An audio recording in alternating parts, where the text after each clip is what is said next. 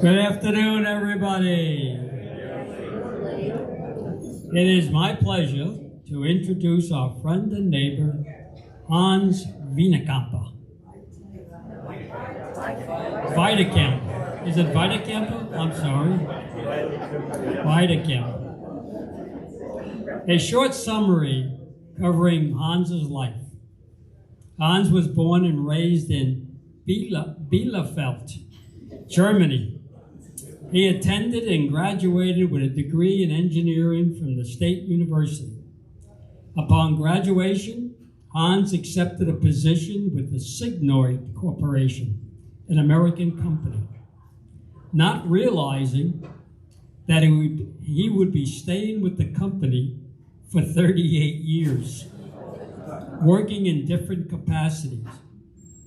He married his wife, Festi, in 1962, and they have been together for the past 61 years.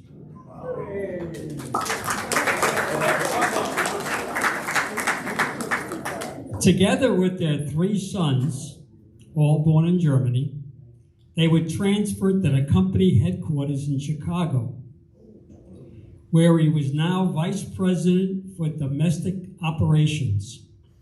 Hans retired after another 15 years in 1997 and moved his family into a newly built home in Sea Pines. Please join me in welcoming our speaker, Hans Weitekamper.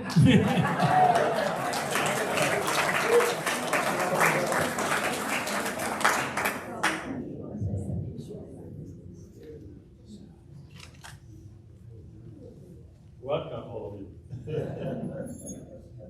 I just want to also do the greetings in Germany. Can't hear. Oh, it's on.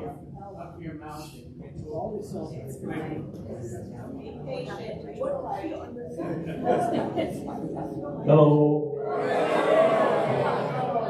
That was too much.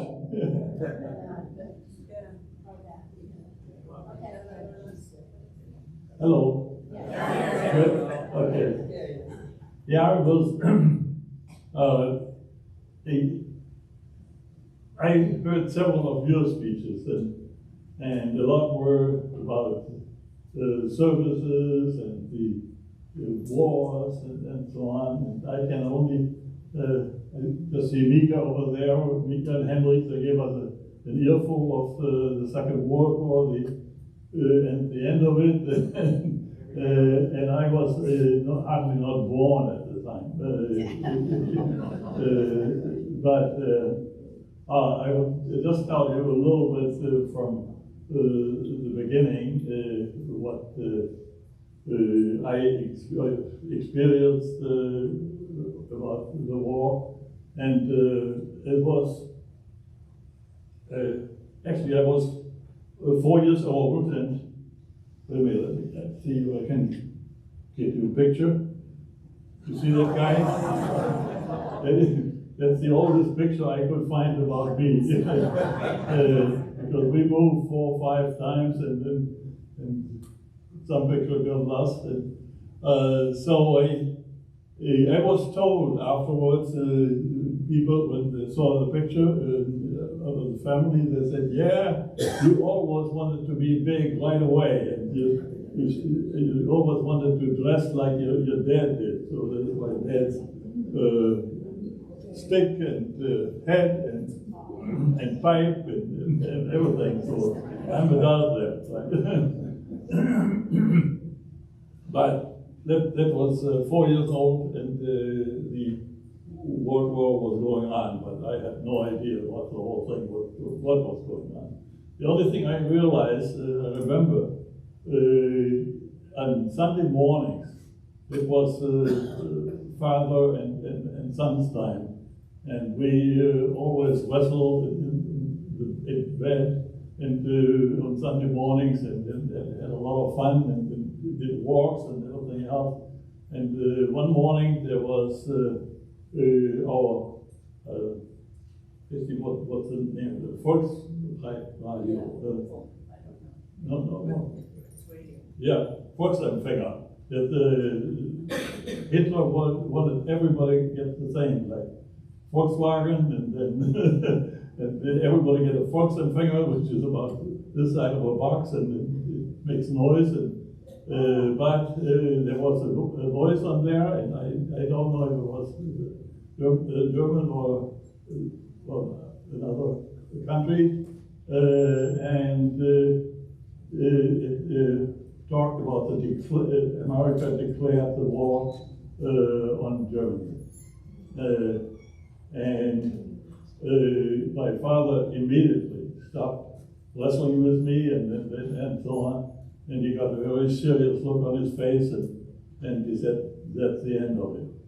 That was his expectation at the time. And so, but otherwise, things were still relatively normal.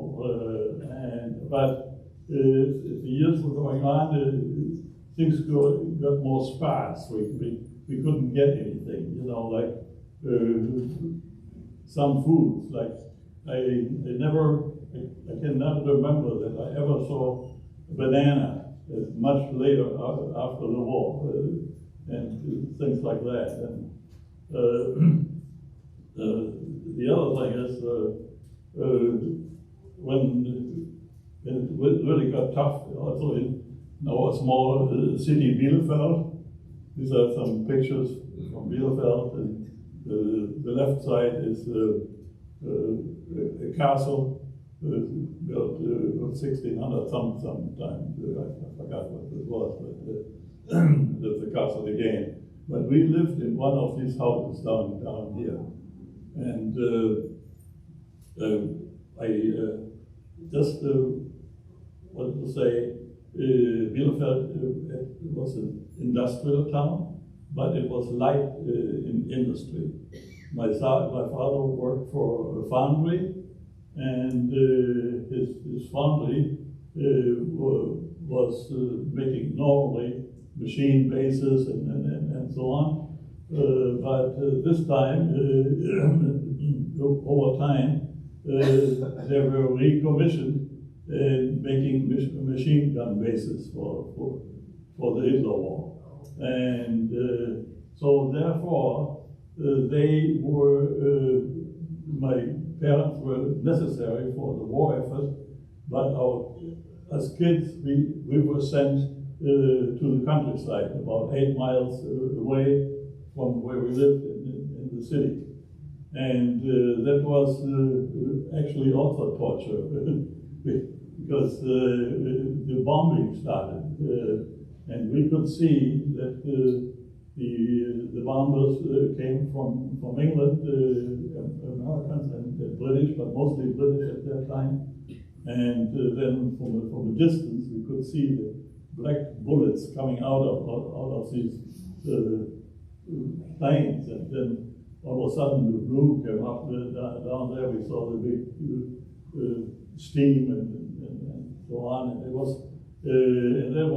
hard for us because just look at it, because we didn't know if our parents were in there or not, and then also the communication broke down. We couldn't find out what happened to them and these kind of things. There's only one more thing about it was pretty tough on us kids as far as the war is concerned. They ran out of shoes, and in the countryside there was no transportation anymore from the farmhouse where we were evacuated to the school. It was about half an hour walk. All through dirt paths going between cornfields, and we had to do that every morning. So go walk back and forth. There was about half a dozen kids of us.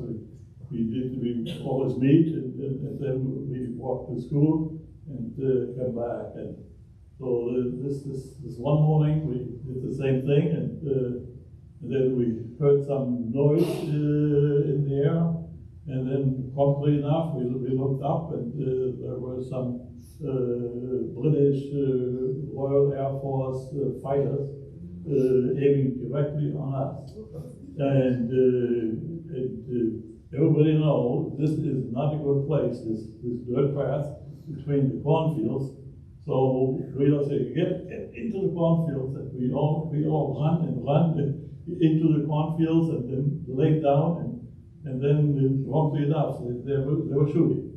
And then everything was over, and we were all happy, and so on, and we said, oh, we collect the shells now. You know, it was something was kids, it was something interesting to have. So we did that, and promptly enough, we heard that noise again, this time from the other side. These two guys came back from the other side. And it happened again, but this time we were smarter. We were long gone when they arrived, and they did it again, but nobody got hurt. But it was scary. And that's one thing you remember, even if you're a young kid. But then you know, things developed pretty quickly, and it was this happening was in 1944, and then in 1945 the war was over. The way we experienced this, we were standing at this farm house door, and then we heard this grumbling in the back from the west side of the farm. And we looked, what is it coming about this? And then we saw them, and there were the American tanks coming in. And I remember that today. The turrets were always going back and forth, you know, because there were still some German soldiers, fanatics. They tried to survive and do some damage. And so they were very careful, but they didn't shoot at all. They just went to the next city and built the headquarters there, and so on. That was about it. This actual war, what we heard about, and then so then after the war, things got pretty tough. We had very little to eat, but a lot of horses would come out of the war at that time, and they slaughtered them, and we ate for about half a year. We ate only horse meat. It was the only meat we ever. But it was not so bad, you know. Our parents learned how to prepare and so on. It was okay. I see Festy's face. She said, "Get on with it." You know?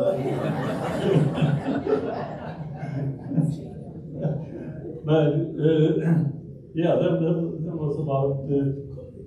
What we learned from the war. And then the Marshall Plan kicked in, and all of a sudden things were there with American rations and stuff like that. Everything was given to us, and so it was getting better and better. So it was, as far as the war is concerned, I can say. So I got back to my elementary school, which was very close by, just around the corner, and then I went to high school, and then I got on with my education, and I always wanted to work with my hands. It had to be technical somehow, and so I decided, and it was the way how it was done in Germany. You have to be an apprentice first to become a journeyman, and the apprenticeship was 4 days of work in a company with related objects, and then 2 days school. every week, and that was over 3 years. And then finally we got our diploma. I was a tool and die maker. But it was not enough for me. I wanted to get more than that. So I had to make money, and so I worked for the company. They built elevators and cranes, overhead cranes and elevators. And my job was to work the brake shoes for elevators. The brake shoes are the last resort if the ropes all break up there, the thing went down, then the brake shoes, working mechanical, they automatically catch the walls and stop the elevator. And that was really precision work, and that's why they needed a tool and die maker to do that. And so that was my job in that company for quite some time. And then I went up. Oh yeah, the tool 50. You're great.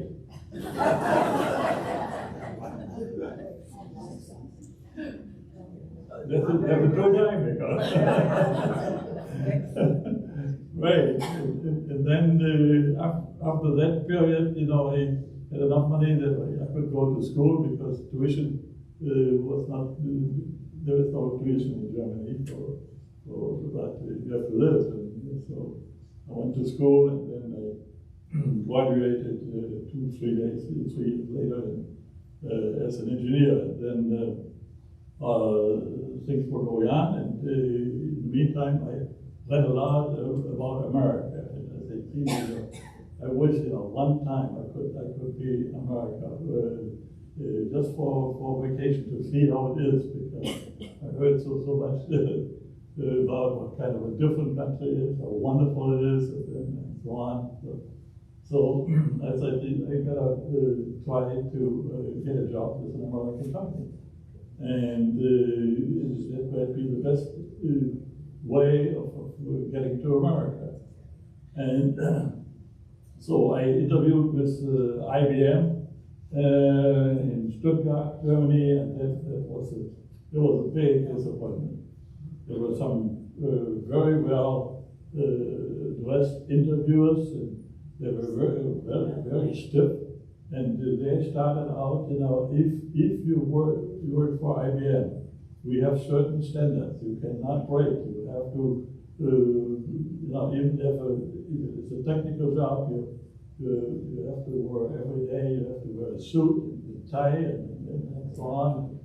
Say, wow, how stiff are these guys? And that's really not what I had in mind. And then there was a second company, and that is Signal. It was Lee was also mentioned already, and I took an interview with this company Signal, and the one first this gentleman wanted to meet me in a hotel, and I said, Mr. So can we do that right there at the place where I would have to work, because then have a chance. He said, "Oh, absolutely." He arranged it, and so I was going to my interview.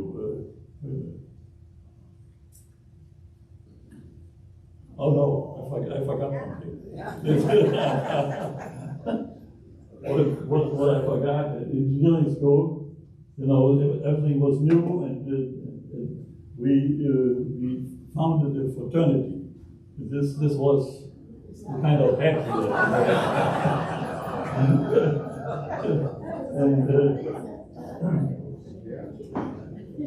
and so we felt very important because there was no other fraternity at the university, and we thought we were some kind of elite. We had our own slogan, and it was one for all and all for one, and something like that. And I must say, I spent a little bit of time on that these guys, they are all still, no, not all, several died naturally, but they are still one of our closest friends when we go back to Germany. And year after year, we do a fall vacation with them, and it's just a wonderful group of people. So, okay.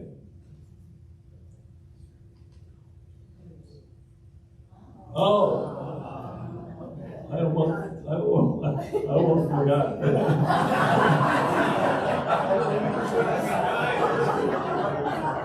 It's so long. No, but this was 62, and I was already employed because I thought, talking to Festi's parents and so on, trying to marry her without having a job, that was not a good idea. And we both know it, and in addition to that, Festi was also a year and a half in France, in Paris, and went to school there, and she learned French very well. And that helped her afterwards in her job. She was worked for a cosmetic company, and you were the foreign correspondent, right, for them. So it was her job. And yeah, we have a total video. It's about half an hour long. The video is much better than the pictures. But coming back to the interview, the interview was a man called Gerald Coulson, and Gerald Coulson was a lawyer, a businessman with business degrees, and absolutely sharp person. But he always was. I was a little suspicious the way how he outlined my job. He said, "Hans, we have a problem here in our plant, which was only the production plant only opened for Signal about a year and a half before, and they had a hell of a lot of quality problems." And he said, your job is to get our quality up to peak, but you only report to me, to nobody else here, not the plant manager, not the production manager, or not anybody else. You report to me. Just and he had something in mind. I drove back with my little. I don't know if it's coming now, 50. Yeah, I drove back with my little Isetta, and that is you wouldn't believe it, it's a BMW. And that BMW, they call it the butthole searching device. Because it had two wheels in the back, but very close together. And then two in the front, and if one of the front wheel ends up in a pothole, you're done. the doors open to the front, and I just brought a thing like that, as you can see there. Well, it takes too long, but the door opens to the front, and you have no safety thing, you just fall out. But so I made it back, but I said, in a way, I can really help this. I think I can help this company, and it was my confidence at the time. And so I to start to work with them. And then I expected, when I started working there, I found out there were some really strange things going on. They made their own rules, how the slitter knives in order to cut the product and so had to be set. Oh, is it going now? I don't think so. Yeah, that's right. Oh, and now I have this device. Joy, doesn't work. The red button, right? Oh yeah, there it is. Back? Everything's fine. Yeah. Okay. Yeah. And so this was a company at the time when I was employed. And that is this part of the building. You see that? Yeah. Right. And then 17 years later, when I went to America, we built in 17 years all these buildings. And in the 60s, the economy was booming in Germany, and we were booming with them. And it was tripled, doubled, and tripled every year. Our production and our sales team, excellent people. The manager was Günther Berlin, and Günther later on moved also with me to America, but a little bit later.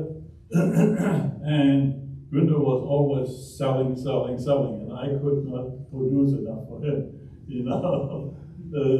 But the way I came to producing and the whole thing changed was the plant manager, a very impressive, tall person.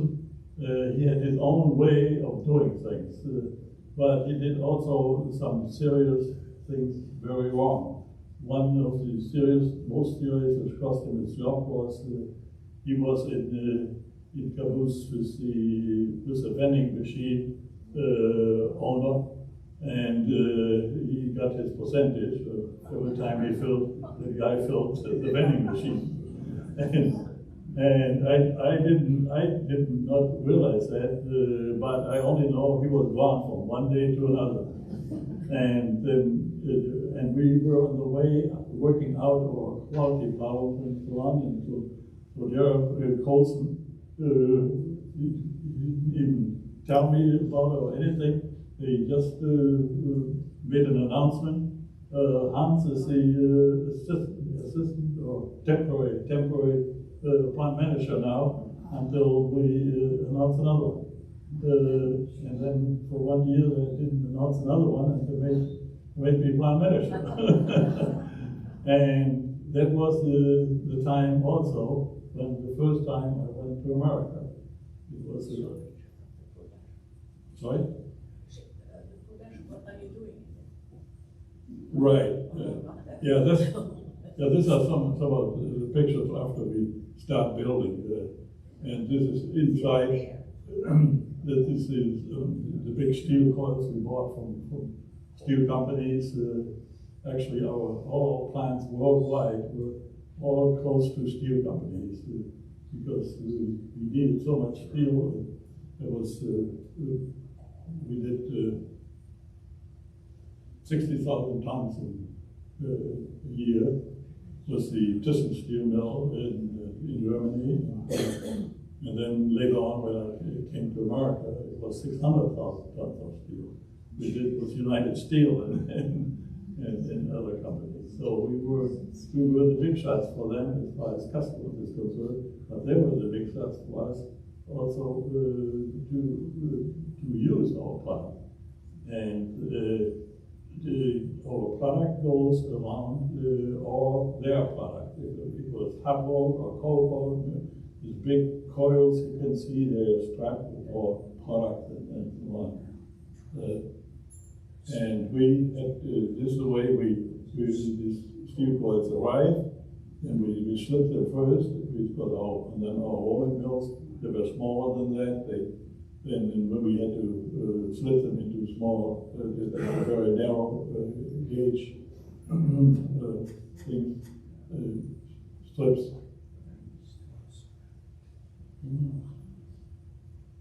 And this was the area where the slip coils and all what taken to storage. This was typical storage, but it was only a production of about 1 day, and so we had a lot of trucks coming in. But I tell you, we worked a lot and worked hard, but we also we celebrated a lot. And, at that time, it was still the time when companies had the Christmas parties and so on.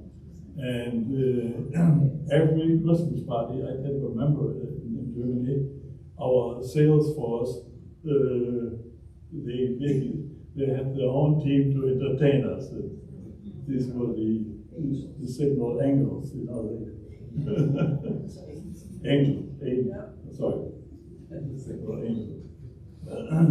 So, and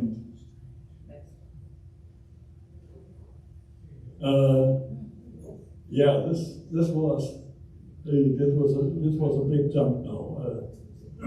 You know, I made, in the meantime, I made several trips to the United States, and always I had to justify expenses we wanted and the money we wanted in order to do the extension and so on.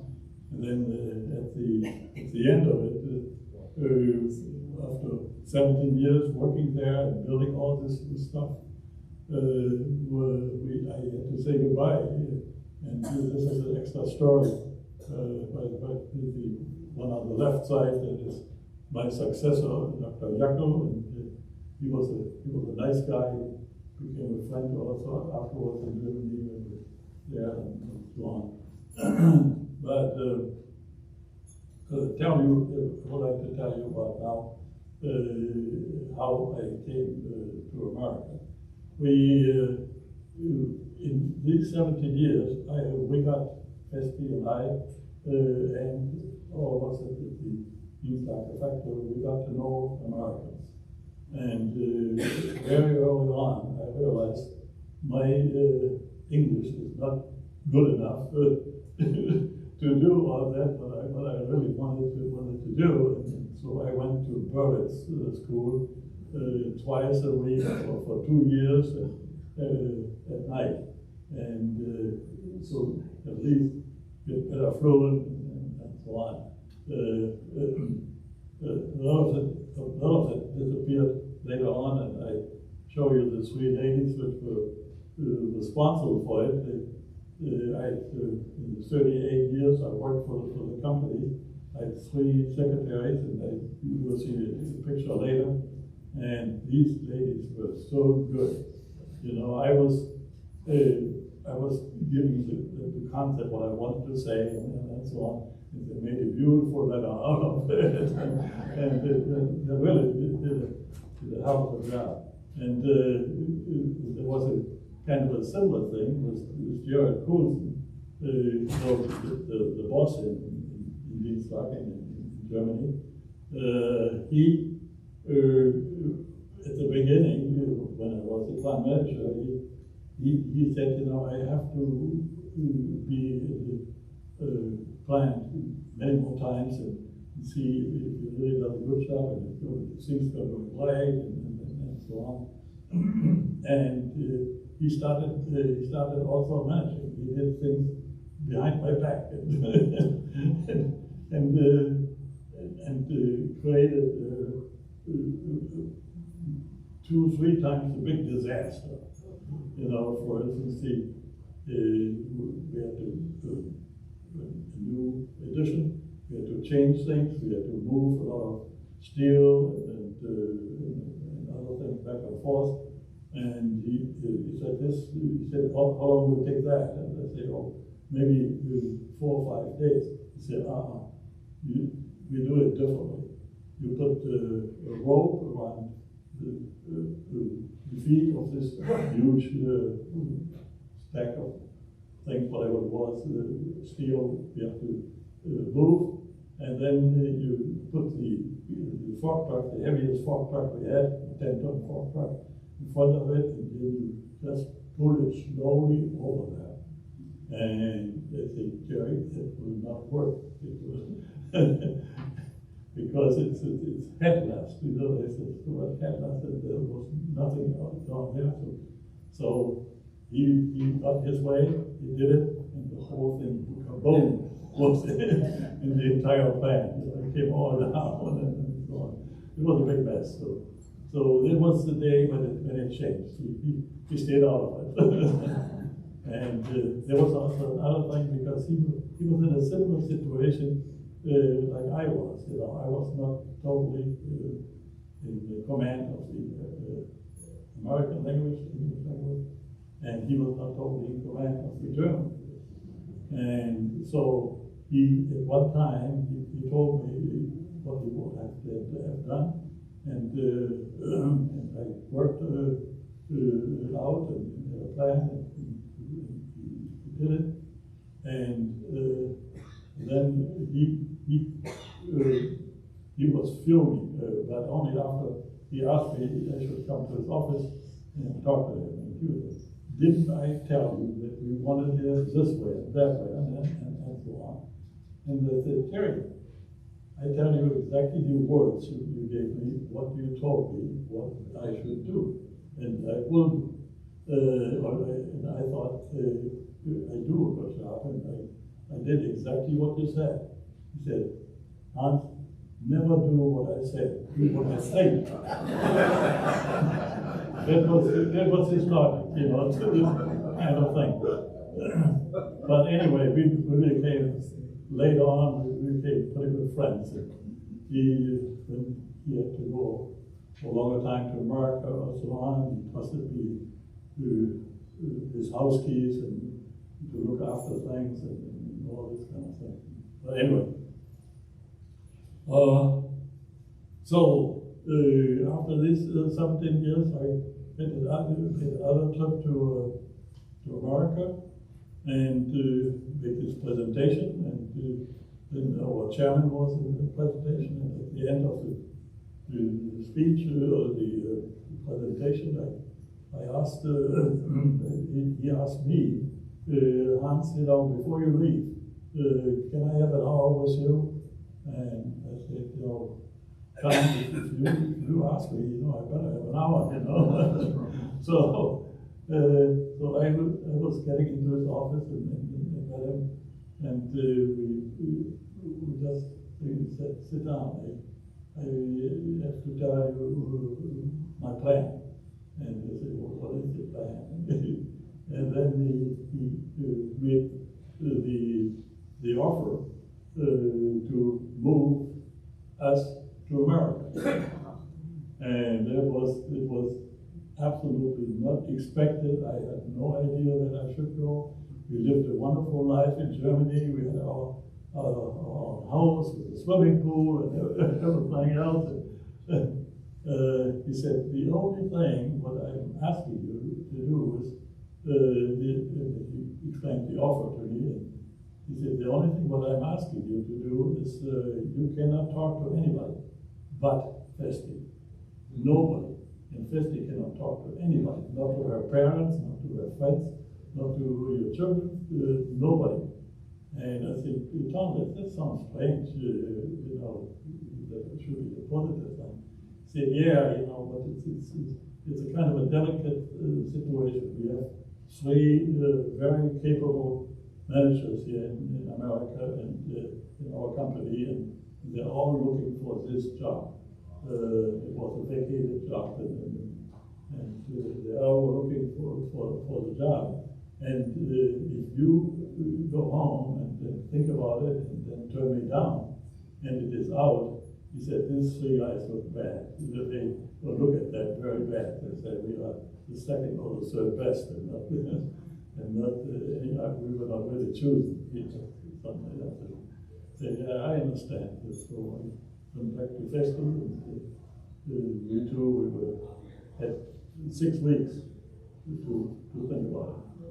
And so we talked to the American ambassador, not the ambassador himself, but the specialist there moving to America. But sort of involved in this kind of thing. Because the German foreign diplomat and so on. So then after 6 weeks, we had discussed it enough, and we said, Jesus, we're just 40 years old. We started a new hobby. We're playing tennis now, and we have an opportunity to a very low risk opportunity to go to America and live another 40 years in America if you're lucky. And so that was really what we did. We were not unhappy in Germany at all. And so we said, yes, we are coming, and told him. And then I understood very early afterward that he did not inform Jerry Coulson, because he informed nobody but us. And because he knows Jerry, and he knows what kind of a guy he is. And Jerry was fuming that he was not, they should go through him in order to ask for things like that.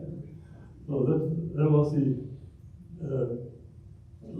situation at the time, and it was a little touchy, but it all was wonderful afterwards. Jerry loved Germany. He was the area manager of the German Burgenverein, the castle.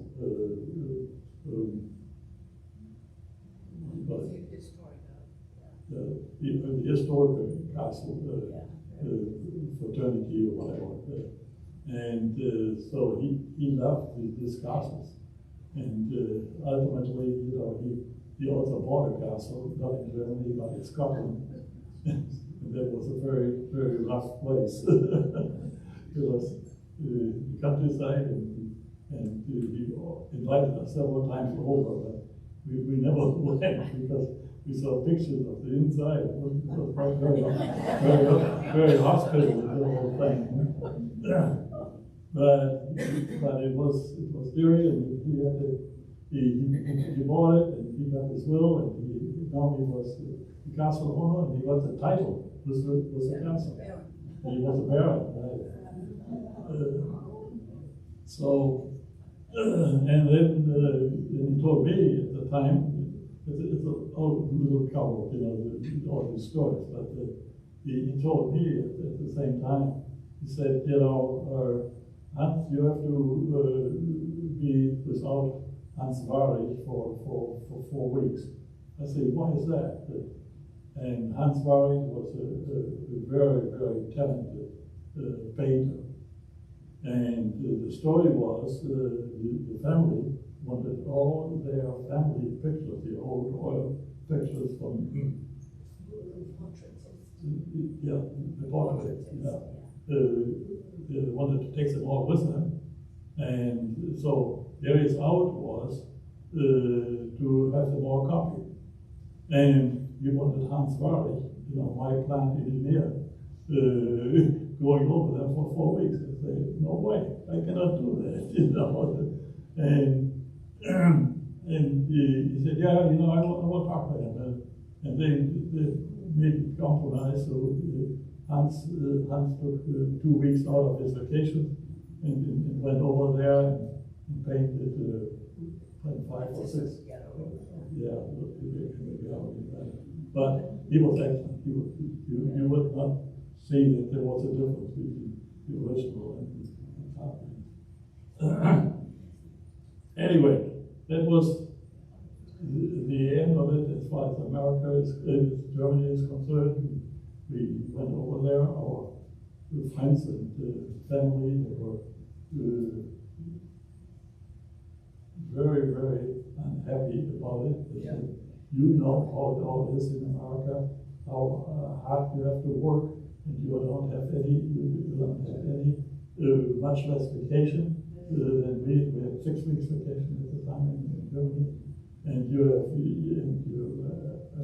have no safety because they don't give you a really written legal contract like saying that they pay you so many weeks if you quit or something like that, and so on. But 15 days, we were so sure that it would work out because we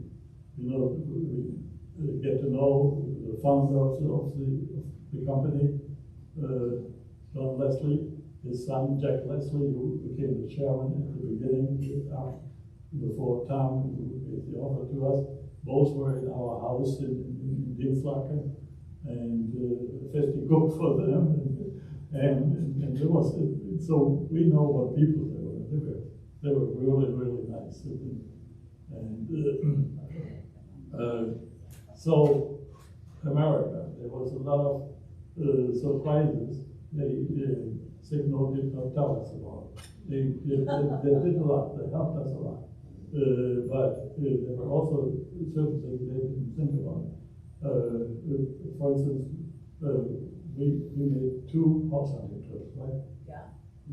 The first one we selected our house. We were not even home. The guy died, and they took it off the market. We already made a down payment,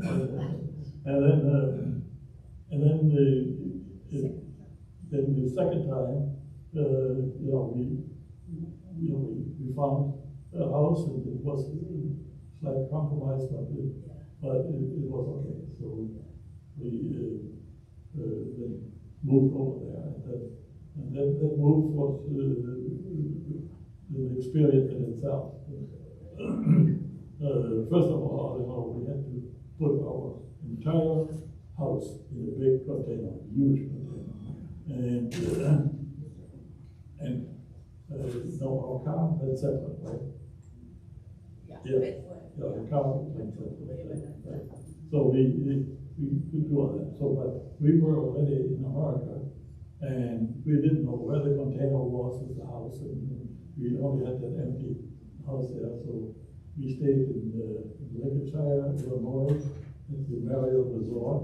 They booked the suite for us for months or so, something like that, until the container arrived. And I must say, they asked me already to do certain things at the company at the time, and Festi, she really had all the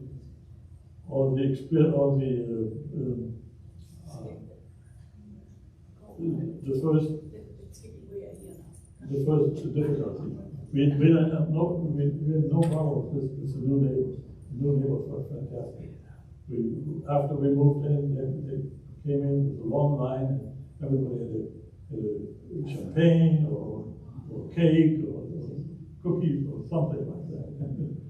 And it was a big party.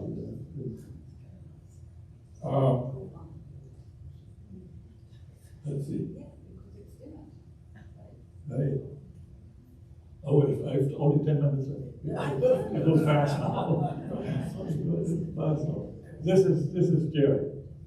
Good-looking guy. And very charming. He could be very charming. Soon he got a lot of speeding tickets with his big fire lane Ford on the other one. And then he forgot totally any German word when the policeman came. And he walked all this kind of thing. He was a good showman. And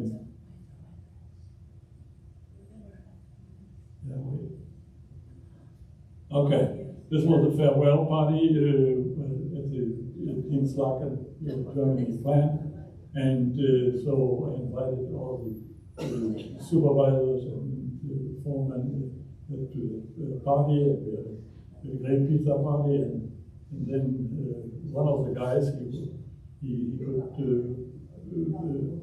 paint and make posters like that, and so they made one for me, and it was Weitekamper.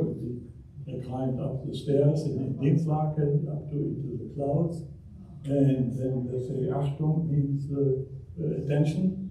The slide goes down fast again. So that was what they gave me with us to come over here. But was it? Next Was oh, yeah. That's a big jump, and I would like to go back. Just a minute.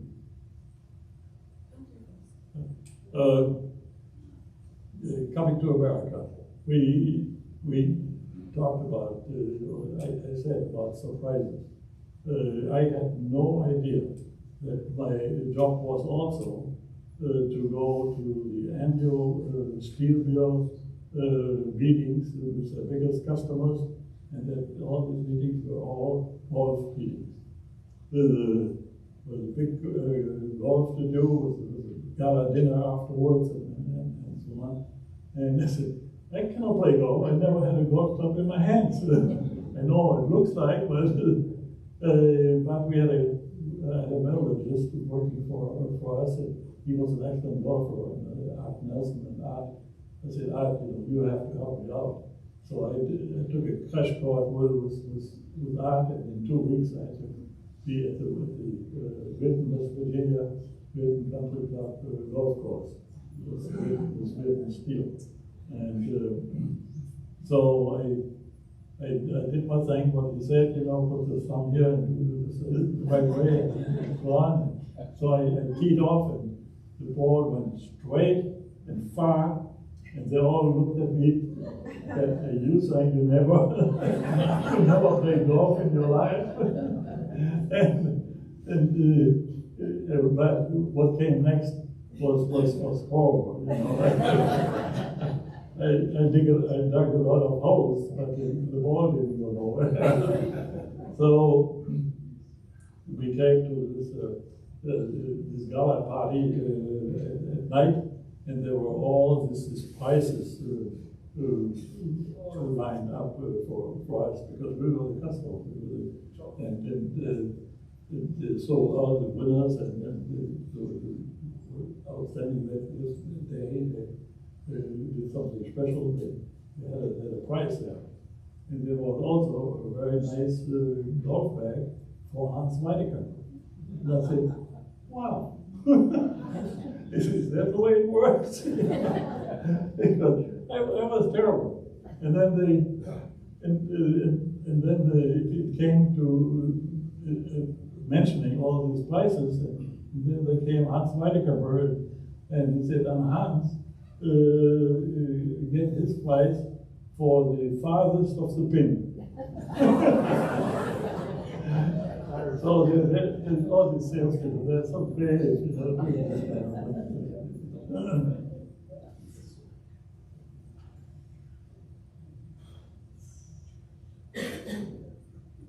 Oh, wait, I'm too long. Yeah, I'm going on. Okay, we jumping now fast forward very quickly. I was also here. I think 7, 8 different plants to supervise. And maybe a corporate vice president that was a member of the internal board we had there. And then one day, the same chairman who walked over here, he told us that our stock is in danger. There's a guy who is already accumulated over 10% of our shares. We were on the New York Stock Exchange, and he wants 15%, and he wants to get on the board. And that man his name is Victor Postma. I don't know if anyone remembers that name. Victor Postma.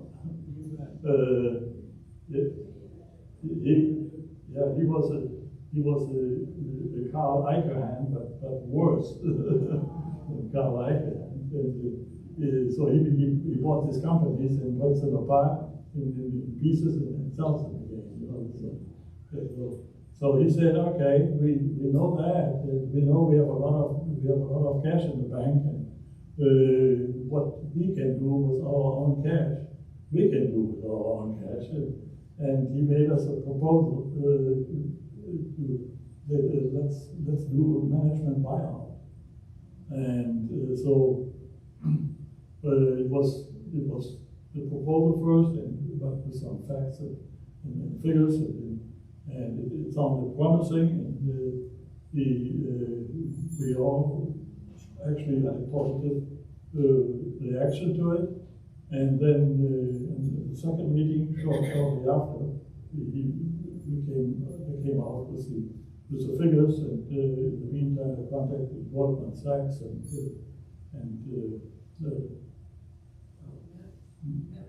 Merrill Lynch, right? Merrill Lynch,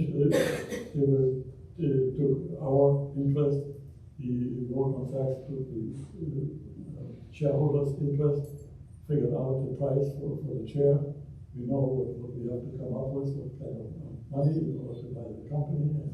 And he gave us all this information, and then who is in, who is out, you know.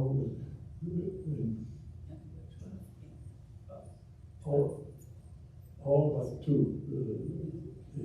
We were all in because we all know it was a good company, solid company, big market, and so on. And, so I came home and said, Christy, I'm very sorry, but I just pledged our entire ownings, everything what we own.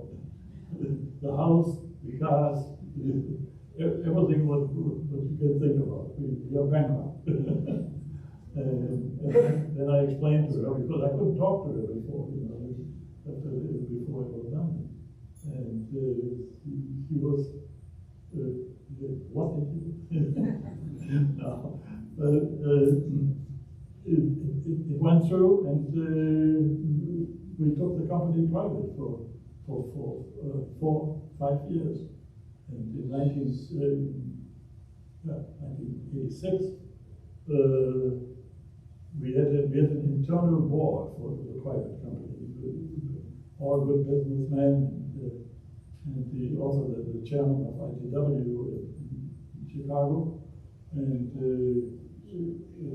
John Nichols, and John made us an offer.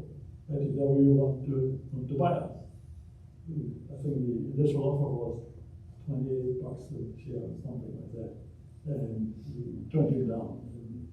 And then it only took about 2 months later, he came with a sweetened offer, and we took it, and the rest is history. 12 of us retired right away. I stayed. I had so much fun with this job. I stayed another 10 years, and this was ITW, and this is ITW today in 22. They work in 51 countries. They have 84 different companies. They're a real conglomerate. You know, they have all kinds of companies. And they have 46,000 employees. They have 19,200 patents. I have an ITW patent too. And the performance highlights, you know, you can see on percentages and so on. So anyway, it's a very healthy company. Not only that they are healthy, the majority of the shares is owned by the Smith family in Chicago, and this family also owns the Northern Trust Bank, and then they have a third leg. It was a very strange company. It's a leasing company. They they buy airplanes, locomotives, special refly cars, you know, like Bach was involved in, and so on. So it was very interesting, and it was very profitable for them. They had so much money, and this was even another business they were in. They saw Harold Smith once in his office. The whole office was full of airplanes and engine models and stuff like that. And, anyway, Okay. So that was it. So after 10 years, I retired from ITW, and then it was 26 years ago. And so we lived a great life. I don't know where the up and down is coming from. It was a lot of ups and a lot of situations where I was at the right place at the right time. Yes. Okay, just quickly. That's one story. I hope I can do it short. This company in Kentucky, it was a signal company. It was a beautiful building, very modern, and so on. But somehow the company signal neglected.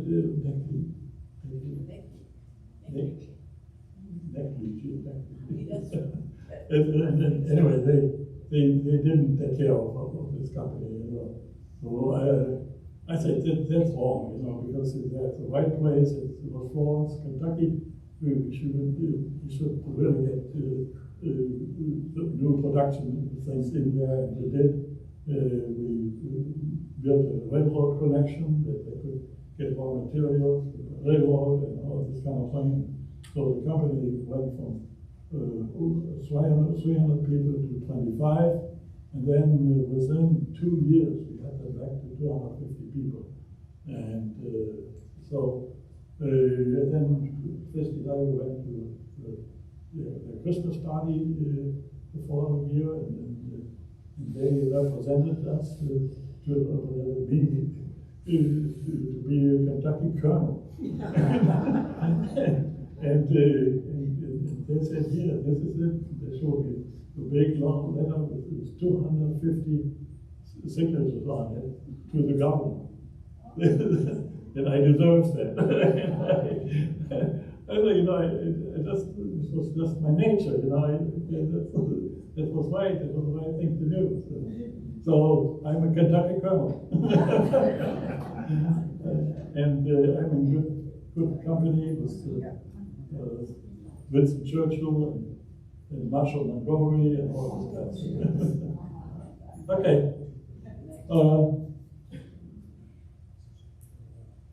That was my last job. I made a mistake. I told the company I will like to retire in 2 years. And they said, it's good. Then all my colleagues, they said, you cannot do that in America because you get no bonuses anymore, you get no things anymore. Anyway, so I said, I don't think so.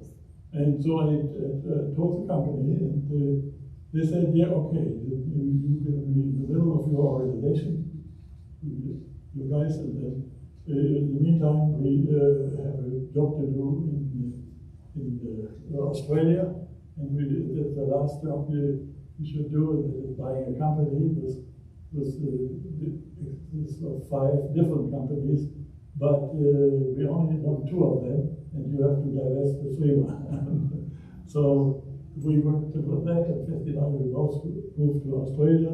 This is Australia in the United States, right? So it's Australia. And I thought I could help these guys. It was in Sydney. But I think they didn't need me. They assisted me the opera. And these are the 3 ladies. They're still responsible that I cannot speak English. They made it too easy for me. Go on. I pressed the right button. Oh, there we go. Yeah, one of these ladies, she's married to a portrait artist. And he also portrayed. Yeah. the basketball player. Right. He also, and he told us a story about him that he wanted to paint him, and he said, "How should I paint your hair?" He said, and he said, "Oh, I have no idea. You tell me." And this is what he said. "What about the rainbow colors?" And he said, "Yeah, try the rainbow colors." And he did that. Anyway, this is the way I was roasted during the retirement party from Weitekamper, and that's my bad English. You can see there. I just say we had a big meeting. It was about nepotism in the company. And you all know what nepotism is and so on. I didn't have the word, so I said, "What about this incest thing?" You know. Then the six things that is Tell number 5. What? Tell number 5. Yeah, number 5. So I invited 6 people from Austria and Germany to dinner in Lincolnshire, Illinois, and the waiter came, and 3 or 4 were not arrived yet. They arrived, and then the waiter said, "Yeah, how many are you tonight?" And I said, "We're having 6 tonight. We're having 6 tonight." and said, "What we have?" And these guys, we all spoke German all the time, and sex is 6. Anyway, so anyway,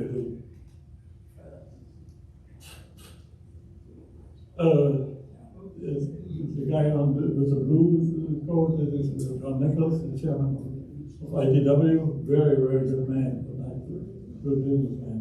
And the white one is John Powers, who was the president of the time. These were all the guys who worked for me. One is missing, and they showed me what they got for me. It was this racket. You can all see over here, very, very heavy.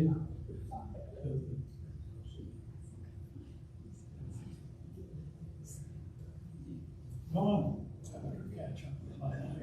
Oh, it's too long to say. It was one of the retirement perks.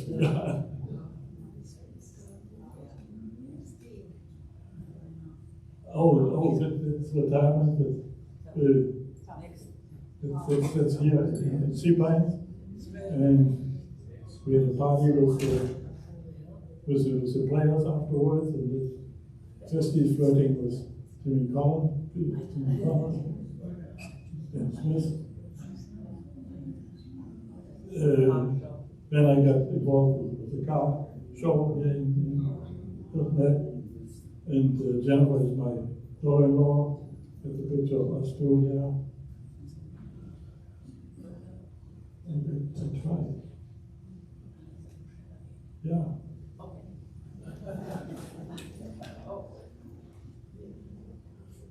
Oh, yeah. Yeah. Wimbledon was Stan Smith. He sponsored that. That is my toy I bought for myself for retirement. We made about 6 bike trips with Judy and Bob Walker and company. And Judy is in front here, Bob is behind her, and there's Festi on the other right. I was a photographer. These are the Slavels, our neighbors here. So that is back in Germany. That's our 50th anniversary. These 3 guys you see in the back, they are our sons. Frank, Mark, and Magnus. And this is the entire family, including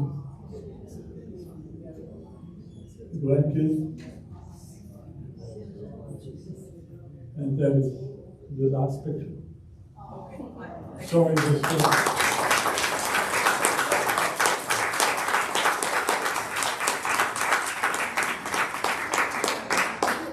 Okay.